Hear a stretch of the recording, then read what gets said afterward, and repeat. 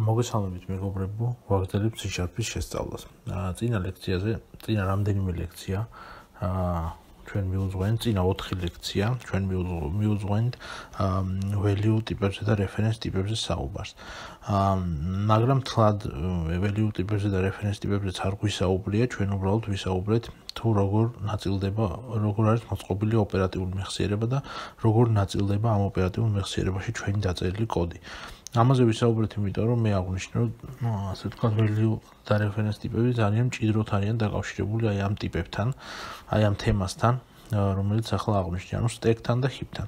ჩვენ დეტალურად გავიარეთ stack-ის და heap-ის მუშაობის სტრუქტურა და დავაანონსე წინა ლექციის ბოლოს, რომ დღეს, ანუ ამ ეს ვიდეო უნდა ყოფილიყო ისევ value ტიპებზე და reference ტიპებზე, მაგრამ შემდეგ როცა გადავხედე მაგალითებს, რომლებიც მინდოდა რომ თქვენთვის მეჩვენებინა, ვიფიქრე რომ ჯერჯერობით value ტიპებზე და reference ტიპებზე ამ გაკვეთილში ამაზე ლაპარაკს თავს შევიკავებდი, ამაზე ლაპარაკისგან, იმიტომ რომ მაგალითები, რომლებიც მინდა რომ გაჩვენოთ, უკეთესი იქნება რომ გაჩვენოთ იმის შემდეგ, რაც ჩვენ ავხსნით კლასებს და სტრუქტურებს.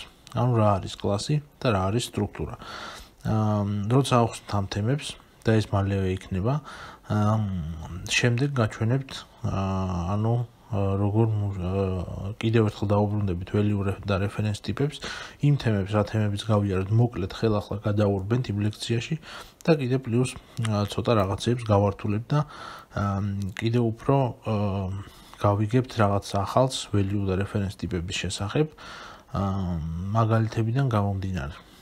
მაგრამ ამისთვის ჯერ უნდა ვისწავლოთ სტრუქტურები და უნდა ვისწავლოთ კლასები.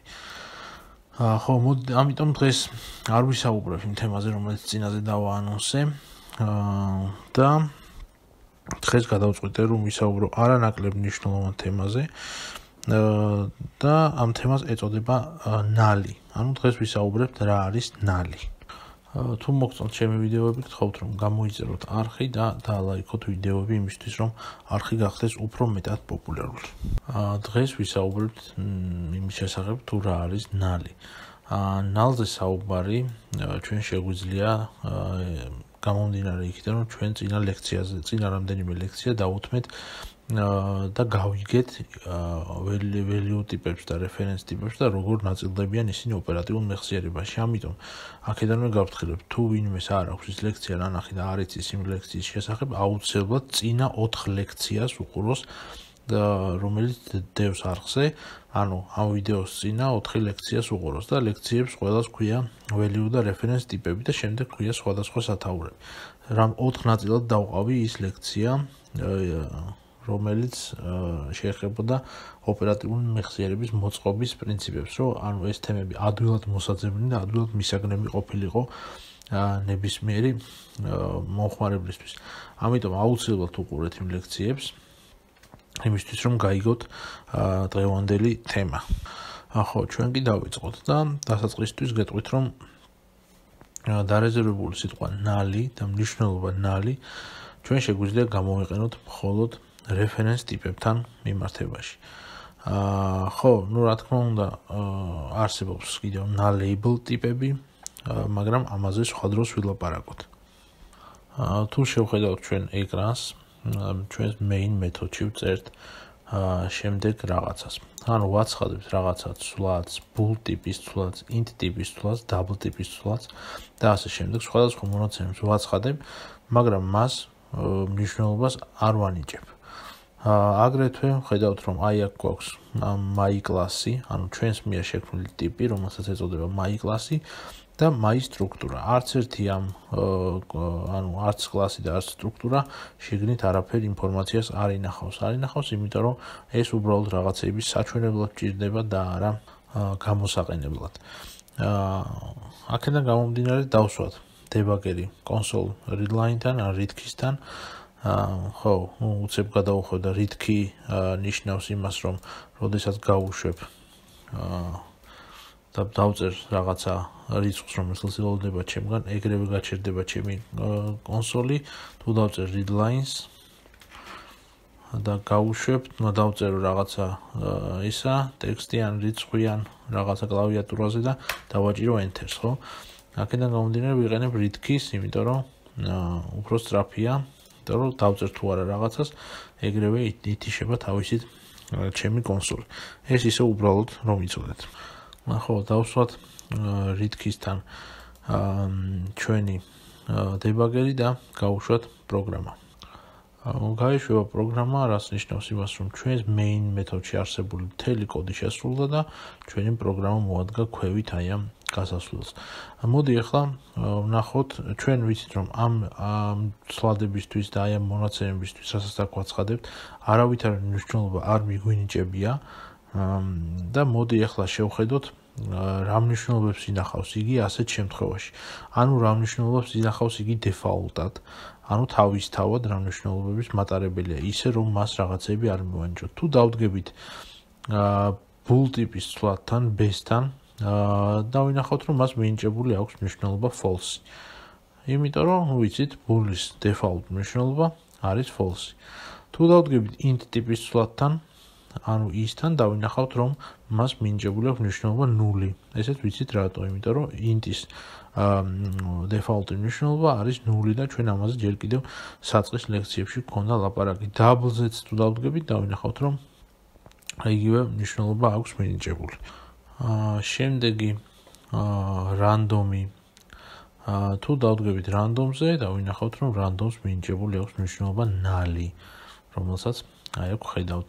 massive-ზე თუ დავდგებით, ნუ შევქმნით massive, მაგრამ ანუ მის ქვეშ ადგილი არ გამოგვიყოფია, არ გამოგვიყვია იმაში, რა ქვია, ოპერატიულ მეხსიერებაში.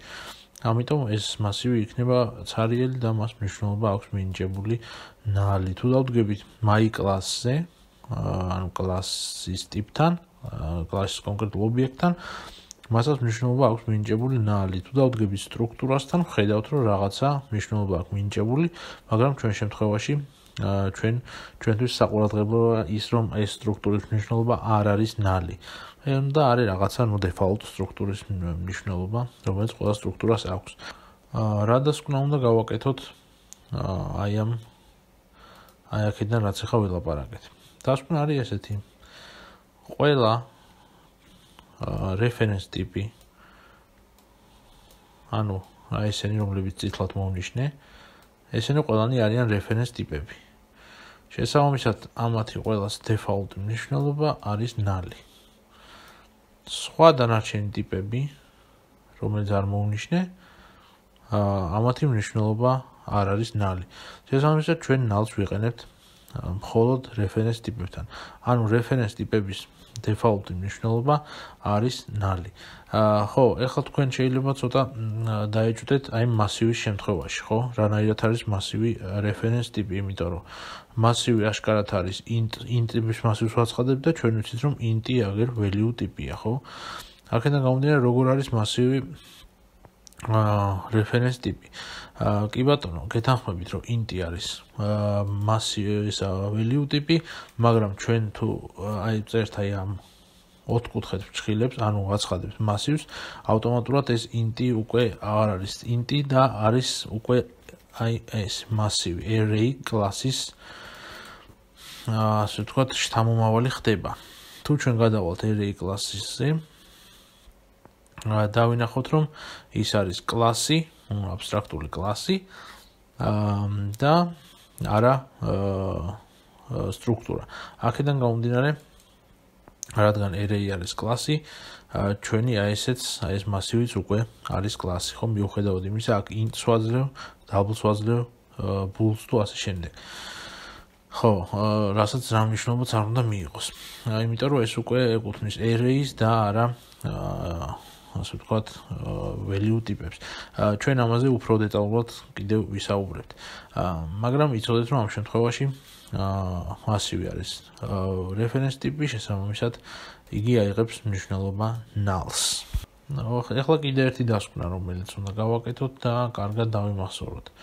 და რაცაც ალბათ უკვე მივხვდით. და მე მგონი წინა ლექციებშიც ვახსენეთ.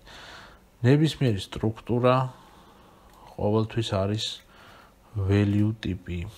ხოლო კლასი ყოველთვის არის reference ტიპი. შესაბამისად, იგი აიღებს default-ად მნიშვნელობას null-ს. რა განაპირობებს ის, რომ reference ტიპები იღებენ მნიშვნელობას null-ს? მოდი ახლა ისევ რაღაცები დავხატოთ, ჩვენი ოპერატიული მეხსიერება და უცებ გავიაროთ. რა ხდება იმ შემთხვევაში, თუ ჩვენ მუშაობთ value ტიპებზე. რა ხდება იმ შემთხვევაში და აი ამ stack-ში, სადაც ვართ, ანუ აი ამ stack-ში გამოიყოფა რაღაცა ადგილი value ტიპებისთვის. და უშუალოდ ამ ადგილზე არის რაღაცა მონაცემები ჩაწერილი, ხო? ანუ როცა მუშაობთ value ტიპზე, ჩვენ უშუალოდ ვეხებით მონაცემებს. ანუ აი მოდი ამ int-ის მაგალითზე ვნახოთ, ხო? აი ეს უჯრა, რომელიც დავხატეთ stack-ში, ეს იყოს აი ეს int I, ხო? და ამიტომ მოდი დავუშვათ ამ უჯრას დავარქვათ I. ამ უჯრას დავარქვით I, მაგრამ მისთვის ჩვენ ოპერატიულ მეხსიერებაში ადგილი არ გამოგვეყვია. უბრალოდ შევქმნით და არის ესე. შესაბამისად აიღებს default მნიშვნელობას და მისი default მნიშვნელობა დამოკიდებული იქნება იმაზე, თუ რა ტიპის მონაცემს ემუშავება. ეს ემუშავება მთელი რიცხვის მონაცემთა ტიპს, შესაბამისად აი ამის შიგნით იქნება ეს მნიშვნელობები, მისი მნიშვნელობა იქნება 0-ის ტოლი, ხო? ანუ აქ ეწერება ნულიანი. აი ამ უჯრის შიგნით. საერთოდ არის საქმეება აქეთ ამ მხარეს heap-ში რა ხდება, უბრალოდ არის თავისთვის და აიღებს default-ად ტიპის მნიშვნელობას. თუ შევქმნით იგივე bool-ის მაგალითზე, ესეთი რაღაცა ისევ შეიქმნება bool-ისთვისაც, ერქმევა მას b და მნიშვნელობად აიღებს false. აი ესე. ამიტომ რომ default-ად bool-ის მნიშვნელობა მიჩნეულია, რომ არის false. მოდი ახლა ვნახოთ რა ხდება reference ტიპების შემთხვევაში. როგორც ვიცით, reference ტიპების შემთხვევაში ჩვენ უშუალოდ მონაცემს არ ვემუშავებით, არამედ ვემუშავებით ამ მონაცემის მისამართს. დავუშვათ თუ ავიღებთ აი massives int r-ს და აქაც აი შეიქმნება რაღაცა reference ტიპი, ხო, რომელიც იქნება int აი ესე r. გამომდინარე იქიდან, რომ ჩვენ ვქმნით reference ტიპს, ჩვენ heap-შიც უნდა ჩვენ რეალურად აი აქ შენახული მონაცემები უნდა შევინახოთ heap-ში. ანუ რაც გვინდა რომ massive-ში დამახსოვრდეს, ის რეალურად უნდა შევინახოთ heap-ში. ანუ აი აქეთ.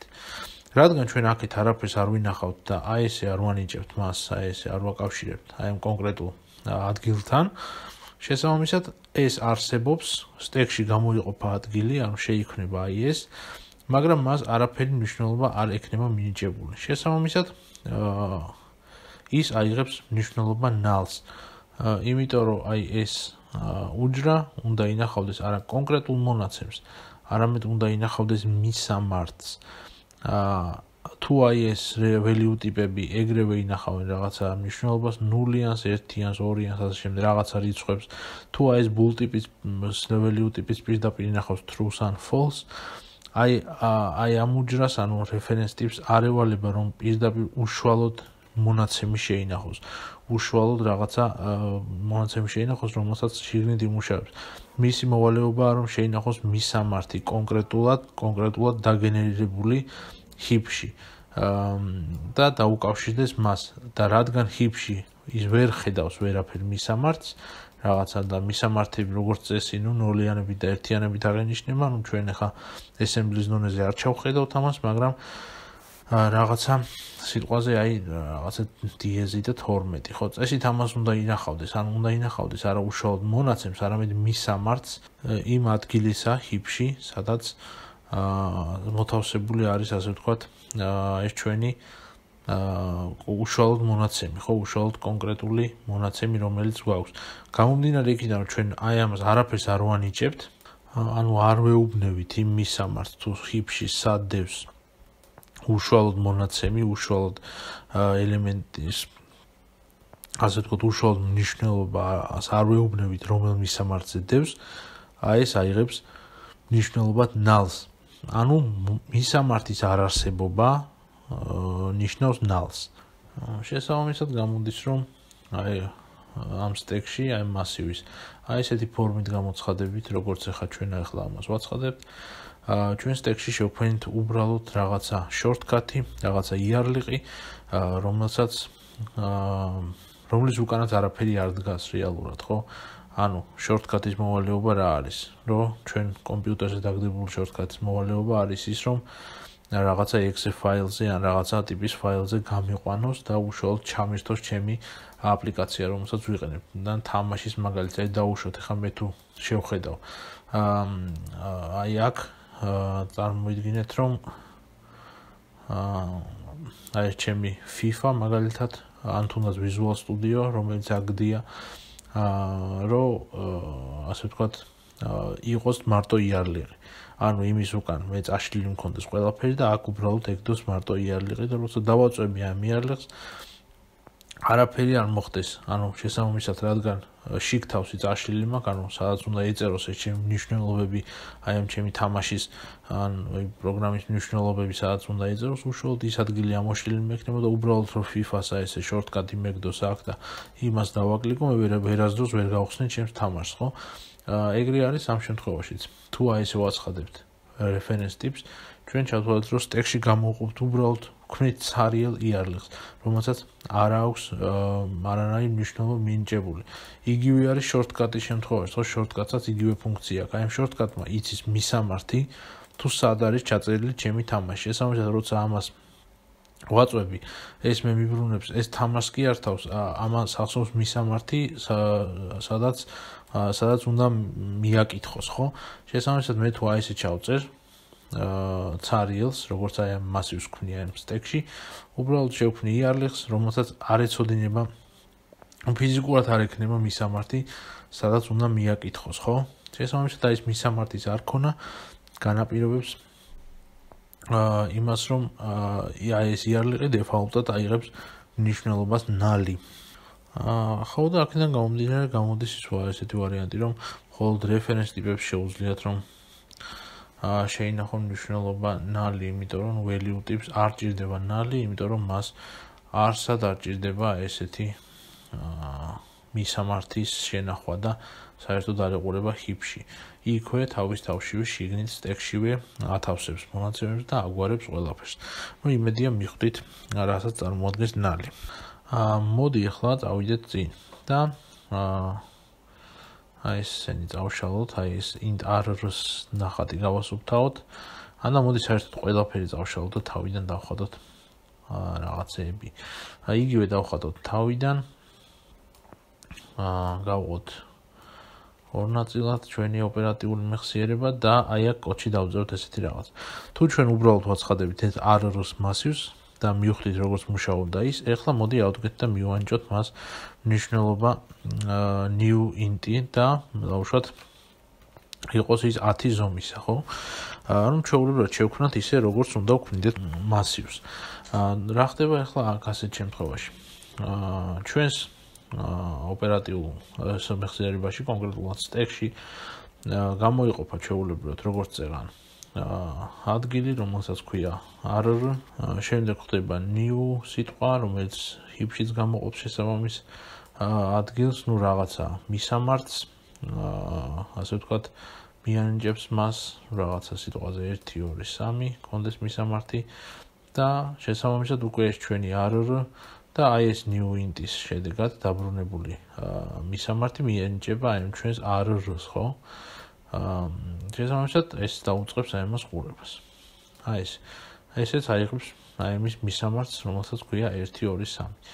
მოდი განვიხილოთ სიტუაცია, კი ბატონო, ეს ჩანაწერი კარგია გვაქვს, მაგრამ რა მოხდება ისეთ შემთხვევაში, თუ შემდეგ პროგრამის ცვლილობისას მე ავდგები და აი ჩემ r-ს მნიშვნელობას მივანიჭებ null-ს. აი ესე. ჩემი r გახდა null-ი. ეხლა რა მოხდება ესეთ შემთხვევაში? რა მოხდება და ეს ის არის, რომელიც ამათ ერთმანეთთან აკავშირებს, უბრალოდ გაქრება. ანუ აი ამათ შორის კავშირი გაწყდება. აი აქ ჩაერთვება ჩვენი garbage collector-ი და აი ამ ჩვენ heap-ში არსებულ მონაცემს ადგება და უბრალოდ გაანადგურებს, იმიტომ რომ ასე ვთქვათ, მას აღარავინ აღარ უყურებს. ანუ აი ამ r-სთან, აი ამ stack-თან კავშირი გაწყდა. ხო, ნუ ესეთ შემთხვევაში, რადგან ესე პირდაპირ ვანიჭებთ null-ს აი აქ, ხო? ესეთ შემთხვევაში ჩვენ stack-ში გვაქვს მონაცემი დარჩენილი, ჯერ კიდევ გვაქვს. მართალია heap-ში აღარ არის არაფერი და შესაბამისად garbage collector-მა ასე ვთქვათ წაშალა ის მონაცემი. თუ აი ამ error-ს ისევ დავუწერთ new int დავუშვათ 5-ს.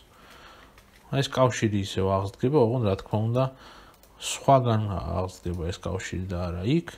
აუშვათ აღდგება აი აქ და აი ამ უჯრას, სადაც უშუალოდ ეს ობიექტი ინახება, უშუალოდ ჩვენი მონაცემი სადაც ინახება, უკვე სხვა მისამართი ექნება, მაგალითად 5 4 1, ხო? შესაბამისად და უკვე აი ეს გადაეცემა აი ამას 5 4 1 და აი ესე გააგრძელებს ჩვეულებრივად ჩვენი პროგრამა მუშაობას, ხო? ნუ ეს რა თქმა უნდა ხდება მაშინ, როცა მუშაობთ რეფერენს ტიპებზე. თუ ეს კავშირი ისევ გაწყდება, ამას ეს მოიშლება და მიენიჭება მნიშვნელობა null-ი. რა თქმა უნდა ეს ხდება მხოლოდ რეფერენს ტიპების შემთხვევაში. თუ ჩვენ მუშაობთ value ტიპებზე, ჩვენ არ გვჭირდება ფიზიკურად აი ამ კავშირების და მისამართების დამახსოვრება, იმიტომ რომ პირდაპირ stack-შივე ხდება ყველაფერი უშუალოდ ინფორმაცია, უშუალოდ ობიექტის ინფორმაცია, რომელზეც მუშაობთ, რეალური ინფორმაცია ინახება stack-ის შიგნით. ხო, იმედია მივხვდით null-ი, რაც არის null-ი, იმედია მივხვდით null-ის მნიშვნელობას და ყველაფერი გავიგეთ. დღეს სულ ეს იყო, რაც მინდოდა რომ მეთქვა თქვენთვის. მადლობას გიხდით ყურადღებისთვის, კარგად ბრძანდებოდეთ.